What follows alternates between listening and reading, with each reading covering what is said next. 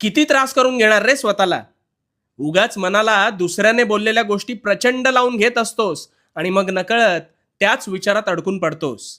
हो ना? आता या विचार संकटातून तुझी सुटका करतो बघ. एक गोष्ट ऐक. एकदा एक गरीब कर्णबधीर मुलगा एके दिवशी अचानक त्याच्या मेहनतींच्या पैशांनी चैन म्हणून फार सुंदर कोरे करकरीत कपडे घालून रस्त्यातून जात होता. आजूबाजूचे सगळे त्याच्याकडे पाहत होते आणि त्याच्याबद्दल वाच्यता करत होते.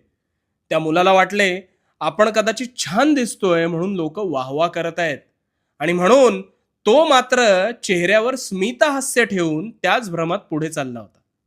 पण खरं तर लोक त्याच्या तोंडावर बोलत होती, अरे याच्याकडे कुठून पैसे आले, कुठेतरी चोरी केली असणार याने, अशी अनेक दूषणं त्याला लावत होते. पण त्या मुलाचं सुदैव होतं, कारण त्याला ऐकूच येत नव्हतं आणि त्यामुळे